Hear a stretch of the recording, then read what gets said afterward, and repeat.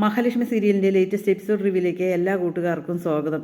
സുരേഷ് ഇങ്ങനെ പറയാണ്, ഇതെൻ്റെ ദേഹത്ത് വെച്ച് കെട്ടിയതിന് ശേഷമാണ് അവിടെ നിർത്തിയത്. ഞാൻ എൻ്റെ വീട്ടിലുള്ളവരുടെ കാര്യം ആലോചിച്ചപ്പോൾ സമ്മതിക്കാതെ വഴിയില്ല, അവർക്ക് വേണ്ടത് മേഡത്തിനെയാണ് എന്നിങ്ങനെ പറയണം കേട്ടോ. അത് കേൾക്കുമ്പോൾ മഹി അങ്ങനെ പകച്ചു പോവുകയാണ്.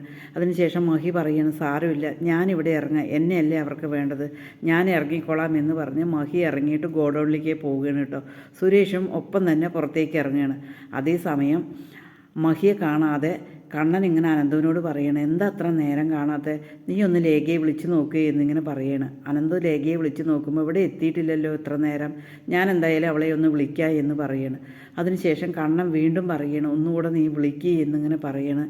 അതിനുശേഷം കണ്ണൻ മഹിയെ വിളിക്കുമ്പോൾ ഫോൺ കിട്ടില്ല, അതേപോലെ തന്നെ ഡ്രൈവറെയും വിളിക്കുമ്പോൾ ഫോൺ കിട്ടില്ല. എനിക്ക് ഭയങ്കര പേടിയാകണു, കാരണം അവളുടെ പിന്നിലാണ് എല്ലാവരുടെയും കണ്ണുകൾ ശത്രുക്കൾ അവർക്ക് പിന്നിലാണ്, എനിക്ക് ആകെ ഭയമാകുന്നു അനന്തു എന്നിങ്ങനെ പറയണം കേട്ടോ. അനന്തു ഇങ്ങനെ ആശ്വസിപ്പിക്കണം, നീ മിണ്ടാതിരിക്കുക, മാർക്കോയോട് പറഞ്ഞിട്ടുണ്ടല്ലോ, മാർക്കോയോട് ഒരു കണ്ണുണ്ടാവും എന്ന് പറയണം. മാർക്കോയ്ക്ക് എത്ര നേരം നോക്കാൻ പറ്റും, എന്തോ ആപത്ത് പറ്റിയിട്ടുണ്ട് എന്ന് പറഞ്ഞ് കണ്ണൻ അങ്ങനെ അനന്തുവിനോട് മഹാവിഷമത്തോട് കൂടിയിട്ട് പറയണം കേട്ടോ. പിന്നീട് കാണിക്കുന്നത് മേഘനാഥൻ വാമദേവനോട് കൊണ്ടുവന്നിട്ട് കാണിച്ചു കൊടുക്കുകയാണ്.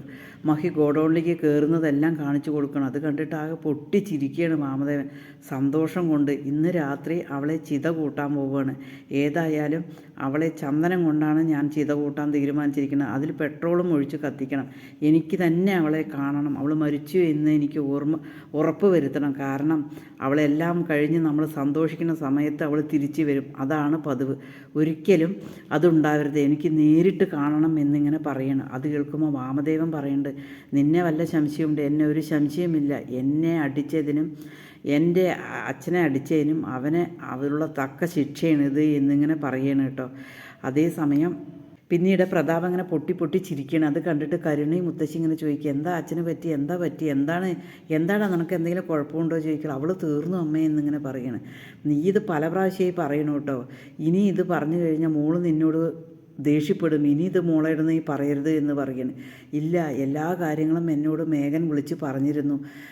അവൾ ഗോഡൗണിലേക്ക് കയറിയിട്ടുണ്ട്, അതുവരെയുള്ളതും എന്നോട് വിളിച്ച് പറഞ്ഞിരുന്നു എന്നിങ്ങനെ പറയുക. അവൾ തീർന്നു മോളെ, അവൾ തീർന്നു, അവൾ മരിച്ചു, ഇന്ന് രാത്രി അവളെ കത്തിക്കുകയാണ് എന്നിങ്ങനെ പറയണം. അത് കേട്ടപ്പോൾ കരുണയ്ക്ക് ആകെ സന്തോഷമാകണം കേട്ടോ. മേഘേട്ട അല്ലെങ്കിലും പറഞ്ഞ പോലെ തന്നെ മേഘൻ അവളോട് നല്ല ദേഷ്യമുണ്ട്. അപ്പോൾ നമ്മൾക്കും ദേഷ്യമുണ്ട്. എന്നാലും മേഘന് പറഞ്ഞ സ്വത്തൊന്നും കിട്ടിയില്ലല്ലോ, അതുകൊണ്ടാണ് എന്ന് പറയണേ. എല്ലാ കാര്യങ്ങളും നമുക്ക് വേണ്ട പോലെ ചെയ്യാം എന്നിങ്ങനെ പറയണം കേട്ടോ. ഭയങ്കര സന്തോഷമൊക്കെയാണ് കേട്ടോ അവർക്ക്.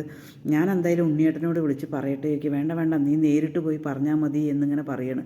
കരുണ സന്തോഷത്തോട് കൂടിയിട്ട് പുറത്തേക്ക് ഇറങ്ങാൻ നേരത്ത് തന്നെ മോഹിനി അമ്പലത്തിൽ പോയിട്ട് വരികയാണ് കേട്ടോ. എന്താ മോളെ നീ പോവുകയാണോ എന്ന് ചോദിക്കുകയാണ്. ഞാൻ പോവട്ടെ അമ്മേ എന്ന് പറയണം കേട്ടോ. അയ്യോ, ഒന്ന് നിന്നതാണെങ്കിൽ ഞാൻ ഭക്ഷണം എന്തെങ്കിലും ഉണ്ടാക്കി തരുമായിരുന്നു എന്നിങ്ങനെ പറയുകയാണ്. നിൻ്റെ ഭക്ഷണം, മുത്തശ്ശി ഇങ്ങനെ പറയുന്നത്, നിൻ്റെ ഭക്ഷണമോ, നിനക്ക് എന്ന് അമ്പലത്തിൽ പോകാനല്ലേ നേരെയുള്ളൂ, നിൻ്റെ മൂത്ത മോളാണെങ്കിൽ നീ എല്ലാ കാര്യവും ചെയ്യുമല്ലോ എന്നിങ്ങനെ പറയണം. അമ്മേ, രണ്ട് മക്കളും എനിക്ക് ഒരുപോലെ തന്നെയാണ് എന്നിങ്ങനെ പറയണം.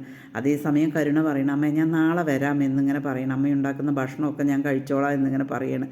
അത് കേൾക്കുമ്പോൾ മോഹിനി പറയണം, നീ ചേച്ചിയോട് വഴക്കൊന്നും കൂടരുത് എന്നിങ്ങനെ പറയേ. ഞാൻ ചേച്ചിയോട് വഴക്കൊന്നും കൂടില്ല, ഞാൻ എന്തായാലും നല്ല രീതിക്ക് പെരുമാറാനാണ് തീരുമാനിച്ചിരിക്കുന്നത് എന്നിങ്ങനെ പറയണം കേട്ടോ. അവൾ നിനക്ക് വേണ്ട ഭക്ഷണമൊക്കെ, ഇഷ്ടമുള്ള ഭക്ഷണമൊക്കെ ഉണ്ടാക്കി തരുമല്ലോ എന്നിങ്ങനെ പറയുമ്പോൾ കരുണ പറയുന്നുണ്ട്, അല്ല, ഞാൻ ഇനി ഒരിക്കലും ചേച്ചിയോട് വഴക്ക് കൂടില്ല എന്നിങ്ങനെ പറയണ്.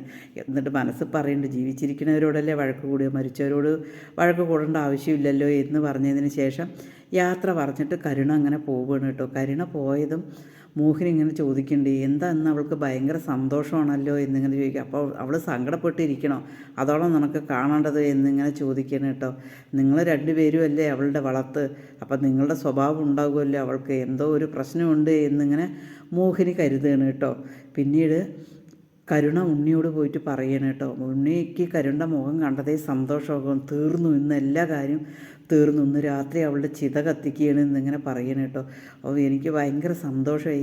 എന്നോട് മേഘം വിളിച്ച് കാര്യങ്ങളെല്ലാം പറഞ്ഞിട്ടുണ്ട് മേഘേട്ട എന്നിങ്ങ് പറയണം. പക്ഷേ നമ്മൾ ചെയ്തില്ലെങ്കിലും നമുക്ക് വേണ്ടി സഹായം ചെയ്തവരെ നമ്മൾ സഹായിക്കണം എന്നിങ്ങനെ പറയണം. അത് വേണ്ടിയിട്ട് എന്ത് സഹായം വേണമെങ്കിലും ചെയ്യും. എന്തായാലും തോമസ് വൈദ്യരുടെ അവിടെ നിന്ന് വരുന്ന ആൾക്ക് ഒന്നിനും പറ്റില്ല. അയാൾ വെറും ജീവച്ചവവും, അയാളിനി ഒരു കാര്യം ചെയ്യാൻ പറ്റില്ല. ഏതായാലും വല്ല അനാഥാലയങ്ങൾക്കും സ്വത്ത് എഴുതി കൊടുക്കുന്നതിന് മുമ്പ് നമുക്കത് വാങ്ങണം, അയാളെയും കൂടി പറഞ്ഞയക്കണം എന്നിങ്ങനെ പറഞ്ഞ് അവർ ആഹ്ലാദിക്കുകയാണ് കേട്ടോ. ഇന്ന് രാത്രി എന്തായാലും ശരി അവളുടെ ചിത കത്തും എന്നിങ്ങനെ പറഞ്ഞിട്ട് ഉണ്ണിയും കരുണയും കൂടി ഇങ്ങനെ സന്തോഷിക്കുകയാണ് കേട്ടോ. അതേസമയം പ്രതാപനും മുത്തശ്ശിയും കൂടിയിട്ട് ഇങ്ങനെ ഇരുന്ന് സംസാരിക്കുകയാണ്. എന്തായാലും ശരി, എൻ്റെ ശരീരത്തിനൊന്നും വയ്യ, എങ്കിലും എനിക്ക് ഇന്ന് രാത്രി പോകണം എന്നിങ്ങനെ പറയാണ്. അവളെ നേരിട്ട് ചിത കത്തിക്കുന്നത് എനിക്ക് കാണണം എന്നിങ്ങനെ പ്രതാപൻ പറയാണ് കേട്ടോ. അതേസമയം മുത്തശ്ശി ഇങ്ങനെ പറയുന്നുണ്ട്, ഒന്നും അറിയാതെ അവൾ കൂർക്കം വലിച്ച് കിടന്ന് ഉറങ്ങുകയാണ് എന്ന്. അവൾ കൂർക്കം വലിച്ച് കിടന്ന് ഉറങ്ങട്ടെ അമ്മേ, അവളുടെ മോള് എന്നേക്കുമായിട്ട് ഉറങ്ങിയതല്ലേ, അങ്ങനെ നമുക്ക് സന്തോഷിക്കാം എന്നിങ്ങനെ പ്രതാപൻ മുത്തശ്ശി